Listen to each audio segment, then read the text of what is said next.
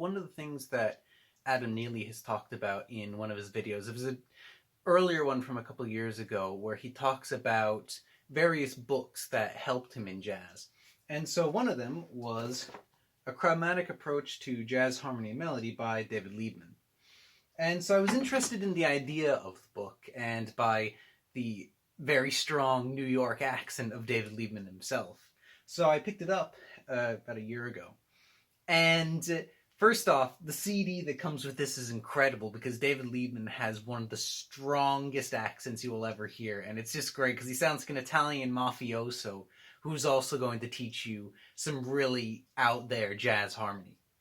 And so the book covers a lot of ideas, but one of the core ideas that it covers is the idea of chord superimposition, where basically in a 2-5-1 pattern, primarily, you can do this for a lot of things, but in a 2-5-1 pattern, you can play a different chord in the melody to what you are playing on the piano, and that will create a dissonance, a suspension that can then be resolved.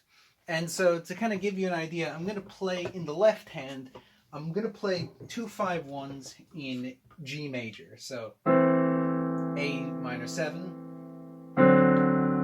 D7, and then G major.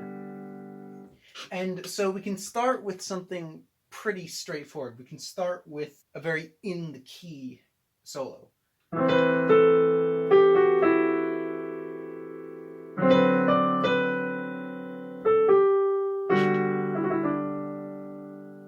And so there's not really anything out there. But now let's move it a little out. Let's add some chromatic extensions, and we're going to add them to the D7 because as a dominant seventh chord, it's already dissonant. It's already suspended, so it's easier to add things and changes to.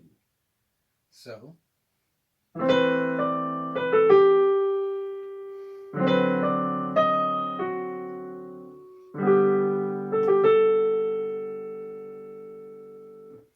and so you can see there that we did E flat, which is not in the D7 chord naturally, but it is handled well by the D7 chord. Now that's partially because, we have the diminished scale. And so it kind of links in with that. But also, a dominant seventh chord can handle alternate harmonies and outside harmonies a lot better. So the idea of superimposition is, let's just play a completely different chord. So let's do so this is kind of like the, I guess, major pentatonic of D flat. And so we're going to play that over the D7 instead of a D7 chord. So if we do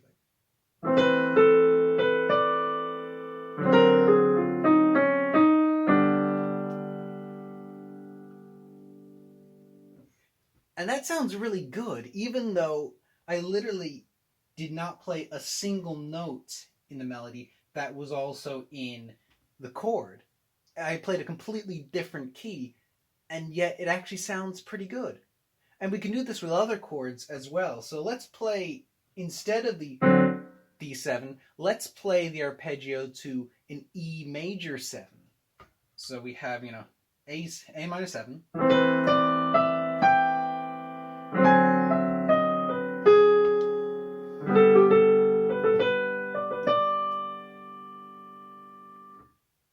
And that just seems to work really well, even though we're playing completely different chords. We are superimposing them over the main melody. Now, the obvious caveat to this is really hard to do on the fly. You need to practice this for months. You can see even I'm struggling to do it over just simple 2-5-1s in complete isolation. And so if you want to do this naturally, you do need to spend a lot of time practicing how to do alternate chords over the chords that are actually being played. But the most important thing is purpose. You need to know, where are you starting, where are you going to, and how are you going to get out of it? How are you going to resolve this? And if you know how to do that, if you have a direction, then you can play basically anything you want, and it's going to sound fine. Another thing related to superimposition is anticipating or delaying the suspension or resolution. So in the 251 example, I've been doing all of my suspensions over the D7, but I can start the suspensions earlier if I want.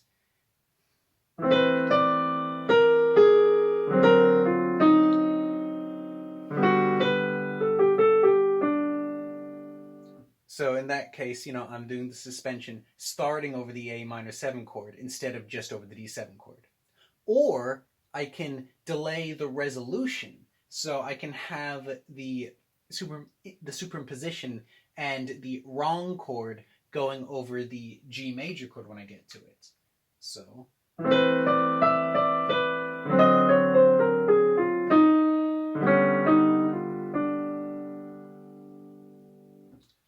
in that one, in the first couple beats of the G major 7 chord, I'm still playing, I'm playing something that's still outside of the chord until it lands on the D, which is in the G major 7 chord. And so you can really toy around with that. You could even go in and out within a chord. So in this next example, I'm going to play bits that are in the chord, in the harmony, and then bits that are superimposed.